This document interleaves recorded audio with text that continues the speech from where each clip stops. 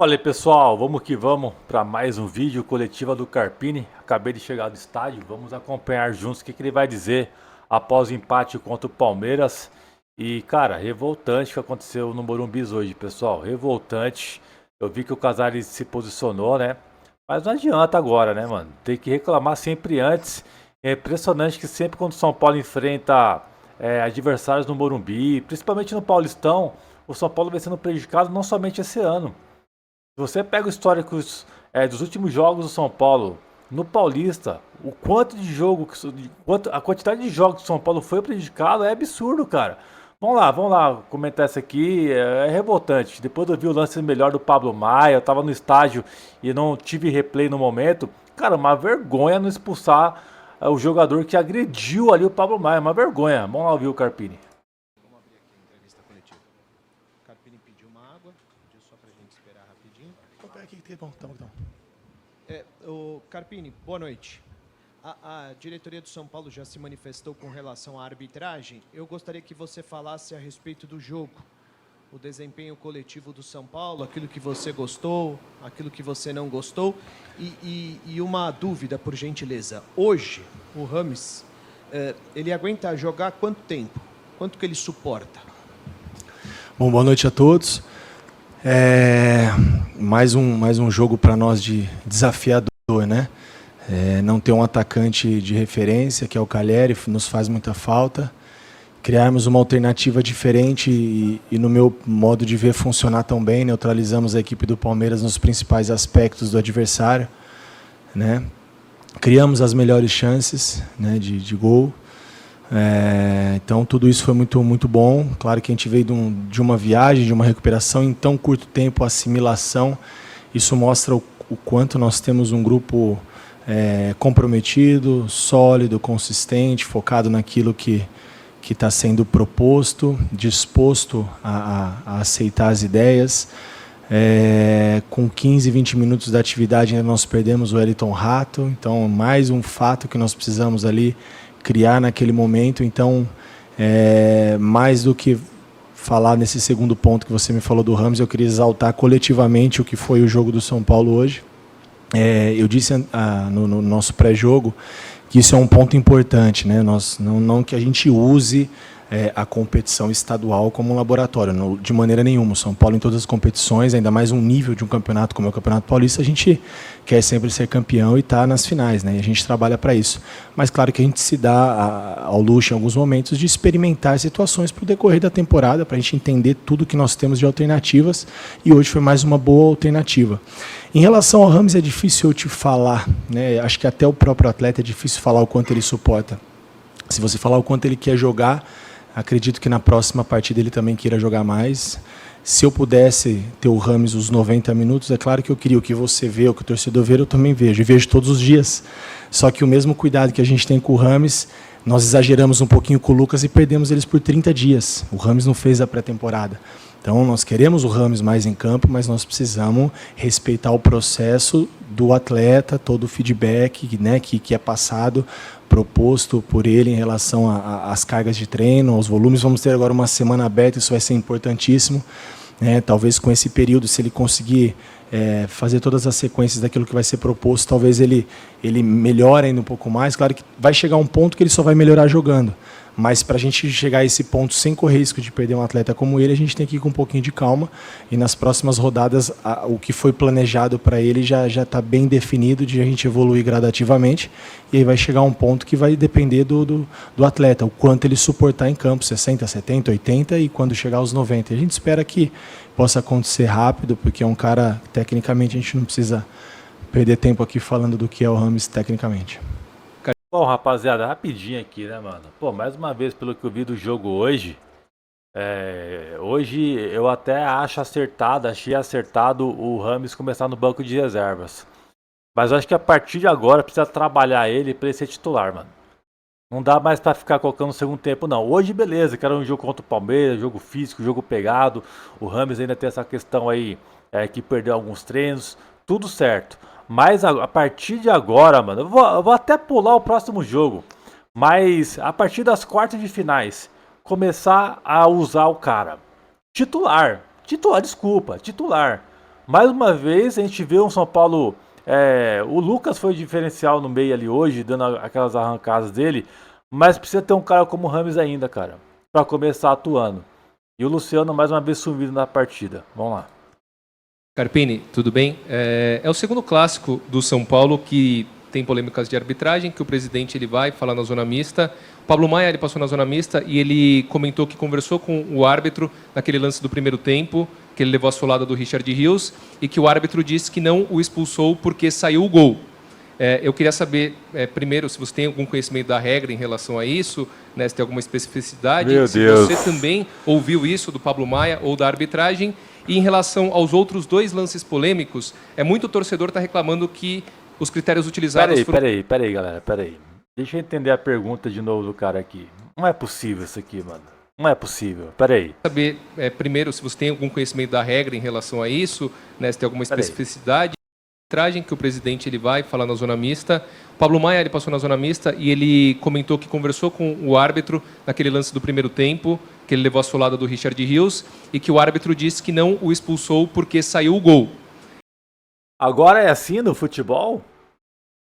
Se o cara vai lá, faz um lance que é pra cartão vermelho, depois sai o gol, anula o cartão vermelho? Quando que isso... Desde quando existe isso?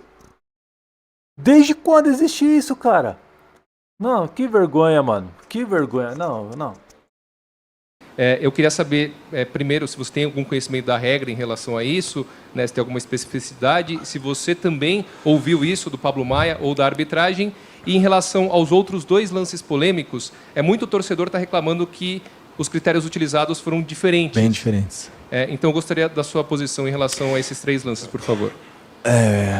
Bom, como você falou na diretoria, o presidente já se posicionou muito em relação a isso. Para mim, mais do que o lance do Rafa e o lance do Luciano, foi o lance do Richard Rios. Aqui vocês acompanham, vivem futebol assim como eu, são pessoas que têm o discernimento, a inteligência da regra. Até onde eu sei, se eu estiver errado, você me corrija. Indifere a decisão da arbitragem o desfecho da jogada. Esse é um ponto. Então, independente se foi gol ou não, a regra tem que ser aplicada. E, na minha opinião, foi o maior erro dele. Mais do que o do Rafa e mais do que o Luciano. Isso é só um ponto de vista meu. Não adianta eu ficar aqui batendo na arbitragem, falando de coisas que a gente não controla, o jogo não vai voltar atrás, não é a primeira vez que a gente tem algum tipo de queixa em relação a isso, mas aí fica aberto a opiniões de vocês, eu tenho as minhas, prefiro guardar um pouco mais para mim o que eu penso em relação à arbitragem do Matheus hoje e vamos para a próxima, né? Eu prefiro exaltar o que foi o jogo coletivamente, o quanto nós conseguimos neutralizar e criar situações, mesmo com muitas ausências, né, ausências consideráveis, como o Rato que vinha voltando e o Caleri que é uma referência para nós. Então acho que foram coisas a serem mais valorizadas para mim coletivamente, mas complicado. Carpini, boa noite. Teve dois momentos na partida que me chamaram a atenção, eu queria que você comentasse. Primeiro, o São Paulo estava com uma certa dificuldade para fazer a saída de bola no início do primeiro tempo, mas consegue fazer o gol roubando a bola no campo de ataque. Então, queria que você falasse dessa alternativa que o time encontrou para conseguir agredir o adversário. E no segundo tempo, a gente viu um Palmeiras desde o início trocando muitos passes, o São Paulo tendo certa dificuldade para recuperar e reter essa bola. Tanto é que a primeira finalização do São Paulo no segundo tempo vem com o Alisson já com 44, 45 no segundo tempo. E aí parece que o time consegue dominar e pressionar. Queria que você citasse esses dois momentos. Como que você conseguiu com o elenco? Porque eu vi você conversar pelo menos duas vezes com os zagueiros para tentar ajustar a saída de bola. E no segundo tempo a dificuldade para manter essa posse de bola também, não deixar o Palmeiras o tempo inteiro gastando a bola e o São Paulo tendo que correr atrás para marcar. Tá. Bom, em relação ao primeiro tempo, né, como eu falei, nós tivemos 20 minutos para treinar e na parte final do treino nós ainda perdemos o Wellington Rato. Então você colocar um padrão perfeito de construção, de parte inicial, intermediária e terço final de jogo em 15 minutos é muito difícil, uma equipe que nunca jogou junto, sem uma referência com jogadores de mobilidade. A intenção era deixar um pouco a bola com os zagueiros do Palmeiras, que foi o que aconteceu, e foi dessa maneira que nós roubamos a bola e fizemos o gol, né? Eu acho que o Palmeiras trocar passes dá um ar de superioridade, mas eles trocaram passes onde nada acontecia. Na parte de construção inicial, longe do nosso gol, entre linhas ou próximo do nosso gol, onde representasse algum perigo, não aconteceu. Aí começou a ter um pouco, no meu ponto de vista, né, um pouco de impaciência do Palmeiras, e começou a baixar os volantes do lado dos zagueiros, Richard Rios, Aníbal, para pegar a bola lá atrás, onde não acontece nada, digo. Então, para mim, é uma falsa posse de bola. São construções onde também não progride. Não vi uma construção tão efetiva assim, né, um controle de jogo muito menos. E na segunda parte também, se eu não me engano, nós finalizamos antes do Alisson, mas mesmo que, no seu ponto de vista, tenha... de maneira assertiva o que você está falando, e eu não sei, estou falando porque eu não me recordo, mas eu acho que teve antes, mas o Palmeiras, se eu me recordo, também teve nenhuma finalização. Então, vale ressaltar que funcionou o que a gente trabalhou, funcionou o que a gente treinou, controlamos bem o jogo, controlamos o Palmeiras, vale se dizer que é um adversário a ser batido, um adversário que os comportamentos e os movimentos dentro de campo são muito sincronizados, porque são 4 temporadas juntos, e nós trabalhamos 15 minutos uma linha defensiva, um padrão diferente, sem referência, com mais mobilidade, encaixou muito bem e nós somos melhores na partida, na minha opinião. Carpini, boa noite. Foi a segunda vez. Rapidinho, galera. Realmente o São Paulo pra mim foi melhor em campo. Foi melhor que o Palmeiras hoje, tá? O São Paulo pra mim foi muito melhor. O São Paulo só não conseguiu sair com a vitória por conta da arbitragem. Nitidamente. São Paulo, a estratégia do Carpini hoje foi certa.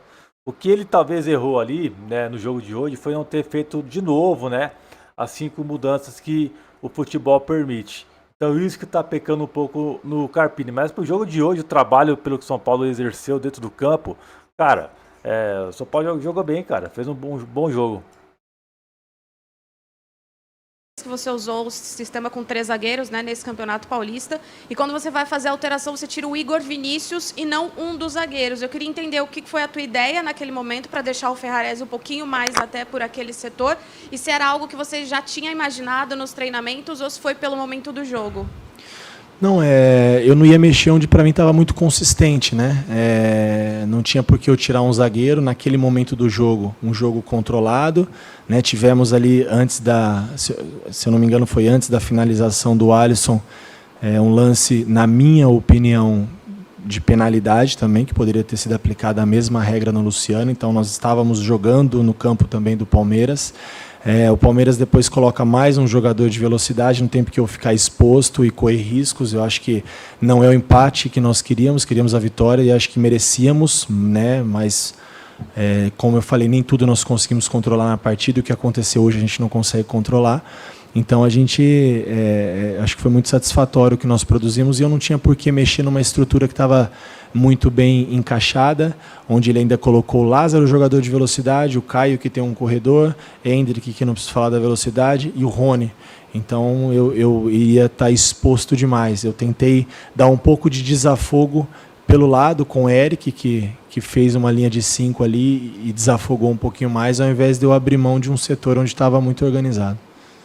Carpini, boa noite. Pedro Ramiro, da Rádio Bandeirantes. Eu sei que você não quer comentar mais tanto sobre a arbitragem, mas é inevitável te perguntar porque você é representante do São Paulo na área técnica e hoje o presidente Júlio Casares disse que chega do Abel apitar o jogo, né? Quanto há de exagero ou calor do momento nessa declaração e quanto que, de fato, ali próximo da área técnica atrapalha a movimentação do Abel Ferreira ali? Não digo que atrapalha, cara. Na verdade, assim, eu não vou falar nada em relação a isso. Deixa o que o presidente falou. Eu acho que assim você acompanha o futebol diariamente e deve ter acompanhado já pelo menos uns 100 jogos aí do Palmeiras. Então, o comportamento dos adversários, das pessoas de área técnica, acho que cada um tem as suas opiniões. Eu prefiro não externalizar a minha, mas eu vou ficar meio imparcial. Eu não gosto disso, eu prefiro responder as perguntas, mas queria que você me entendesse que acho que qualquer coisa que eu excedesse vai virar polêmica, vamos falar disso a semana inteira, nós só temos jogo na próxima rodada, não vai mudar o que aconteceu, então acho que não vem ao caso o que eu penso. Vocês acompanham o futebol, acompanham o Palmeiras, acompanham o Abel e acho que você tem a opinião de vocês bem formada, assim como eu tenho a minha.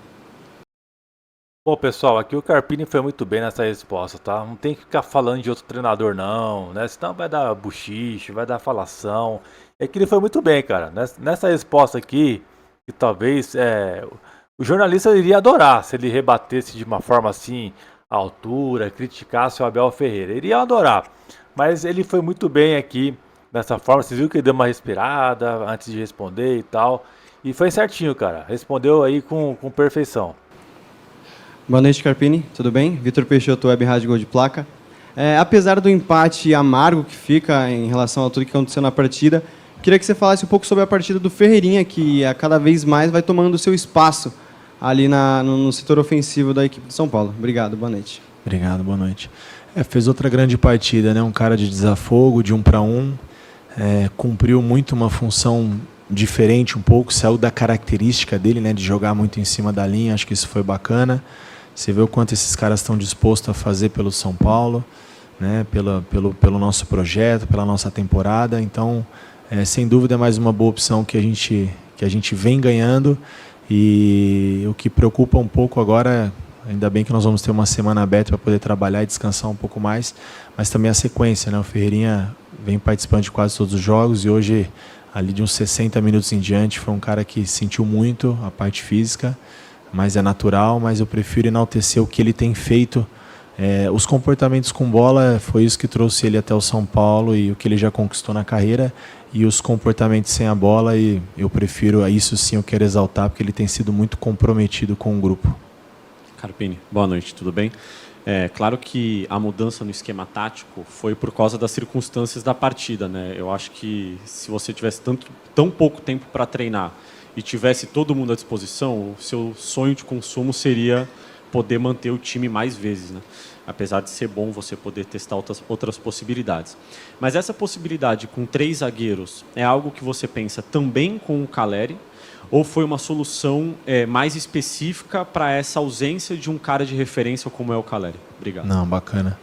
Não, eu penso também com o Calleri, eu acho que a gente consegue ter uma sustentação, uma saída de bola bem organizada, sem ter que baixar, às vezes, um lateral, um volante para fazer esse terceiro homem e ficar uma distância maior para a gente percorrer, a gente preencher mais o setor de meio para essas segundas bolas, ofensiva e defensiva, com essa saída de 3. É uma alternativa que a gente ganha com certeza, principalmente nesses momentos que a gente tem o Wellington, Igor Vinícius ou o próprio Moreira, que são jogadores de muito corredor, né? muita força ofensiva. Aí eu acho que esse sistema funciona bem com o Calleri também. Nós podemos com certeza usar, porque é um cara que, além de brigar muito, de tirar bem essa primeira pressão, essas bolas elas vão teoricamente, né, elas passem com mais frequência na frente da área e a gente tem um pouco mais de presença. Eu acho que tem os prós e os contras disso. Hoje, com um time de mais mobilidade, a gente perde um pouco essa presença de área, né? O Luciano, por mais que ele é ali um segundo atacante, fica próximo da área, não é igual. O Ferreira também não. O Lucas chega um pouquinho mais de trás. Foi muito bom o que eles fizeram, mas é uma situação que a gente também pode ter essa alternativa, sim, com o Calleri. E eu acho que vai ficar bom. Bom, pessoal, a próxima pergunta foi aqui, referente ao Abel mais uma vez, né? Como o Carpini enxerga que toda vez ali o Abel se gesticula e tal, nada acontece, mas quando é um profissional do São Paulo que reclama, faz alguma coisa, já toma o vermelho imediato. Aí eu quero ver a resposta do Carpini, você aí tem que responder. Como vocês acompanharam o jogo e vocês estão sempre atentos a esses detalhes, até mais do que eu, né? Que a gente está muito ali focado dentro do gramado, no jogo, nas alternativas, naquilo que a gente pode melhorar. Mas eu vi por diversas vezes, em alguns momentos, toda a comissão na área técnica, né? E nós tivemos alguns momentos também, não foi um só não, mas muito menos e de maneira muito menos assintosa, e foi um pouco mais enérgico. Eu acho que essa regra de um peso diferente não se aplicou só fora de campo. Boa, Você boa. me entende. E outra coisa, rapaziada, todo jogo contra o Palmeiras é isso. Todo jogo. Todo jogo, não é só o Abel não. E não é só contra o São Paulo não, tá? Diversos jogos, você vê aí a quantidade de cartão que toma o Abel, velho. A comissão dele, os auxiliares dele. Cara, é uma vergonha. E os caras deitam e rolam. E nada acontece. O Abel de vez em quando pega umas puniçãozinhas aí, mas, pô, olha o tanto de situações que ele já causou, cara. Não tem que pegar só 1, 2 jogos, tem que começar a pegar gancho pesado, porque é toda hora, é reincidente, mano, é toda hora. Carpini, boa noite. Gabi Guimarães, da TV Bandeirantes. O São Paulo está numa situação complicadíssima, né? No grupo D, dá para a gente chamar assim, apesar de estar na liderança. São 2 vagas para 3. Ah, tá de sacanagem, né, mano? Tá de sacanagem. São Paulo está numa situação complicadíssima. Ô, mano. São Paulo é o líder do grupo, gente.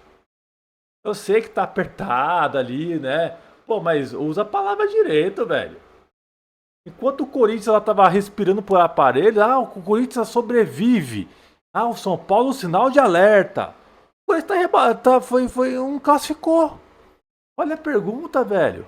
Olha a pergunta. Não, vou botar de novo. Não é possível isso aqui, cara. Campo. Você me entende. Meu Deus do céu, cara. Escuta aí de novo, galera. Carpini, boa noite. Gabi Guimarães, da TV Bandeirantes. O São Paulo está numa situação complicadíssima, né? No grupo Tá D, dá pra gente chamar. complicadíssima. Tá complicadíssima a situação do São Paulo. Depois de uma vergonha dessa que aconteceu, o roubo do São Paulo, a situação do São Paulo tá complicadíssima. Pelo amor de Deus, cara. Apesar de estar na liderança, são 2 vagas para 3 times. Queria que você fizesse uma projeção desse duelo contra o Ituano e se te preocupa a possibilidade de não avançar para a fase de mata-mata. Obrigada. Bom, como eu falei, né, a gente sempre respeita todas as opiniões, mas eu vejo de maneira diferente. Não acho que o São Paulo, ele... Eu não acho que acho que eu não terminei a dela ainda. Eu não vejo que o São Paulo está preocupadíssimo nessa situação, né? Mesmo porque eu acho que seria uma situação complicada se nós estivéssemos fora dos classificados e ainda mais se nós dependêssemos de fazer o resultado e torcer pelos outros, né? Então, eu vejo sim que nós poderíamos estar nesse momento da competição numa situação em relação à pontuação um pouco mais confortável, mas não foi o que aconteceu. E aqui a gente procura soluções, não ficar potencializando coisas que não aconteceram. Então, mais uma vez, eu acho que a situação ela não é desesperadora, muito pelo contrário. Nós temos uma temporada pela frente, muita coisa boa sendo produzida, olhando, vendo, observando, testando, ajustando, melhorando. Eu acho que esse é o caminho para a temporada do São Paulo. E como eu disse, avançar a próxima fase da competição depende só do São Paulo. Nós dependemos de combinações de resultados. Então, eu não vejo de maneira complicadíssima. Eu vejo que é um grupo mais difícil da competição e é uma disputa acirrada. Não tem nada garantido, está tudo em aberto, com 3 equipes que vêm apresentando um bom futebol. Desculpa, tá de sacanagem aí, falando português. Claro, a pessoa que fez essa pergunta aí, cara. Pelo amor de Deus. Bem, Gabriel Rigoni, da TV Globo. Está se encerrando nessa semana a janela de transferências. Queria que você primeiro fizesse uma análise da janela de São Paulo até aqui e se você ainda espera por algum reforço a mais até o dia 7. A gente tem trabalhado, né, muito também em relação a essas possibilidades, mas até então nada de alguma situação encaminhada, né? Conseguimos concluir a situação do André, que eu acho que foi uma disputa que o São Paulo foi muito competente, né? Porque envolviam outras equipes também com interesse no atleta, e ele está muito feliz aqui, a gente está feliz também com a chegada dele.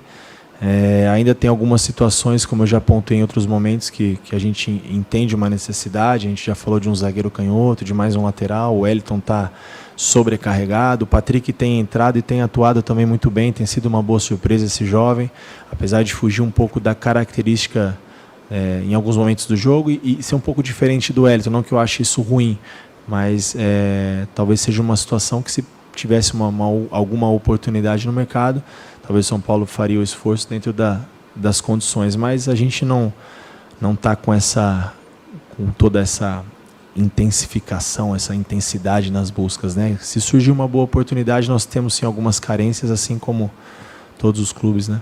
Bom, pessoal, essa é a coletiva. Tô cansadaço, o jogo foi estressante pra caramba. Deve essas perguntas aí sem noção na coletiva. Amanhã a gente repercute mais no canal principal Teclas Daniel. Deixa seu comentário aí. Aqui em cima, meu pós-jogo, se você ainda não viu, direto do Morumbi. Tamo junto, um abraço aí.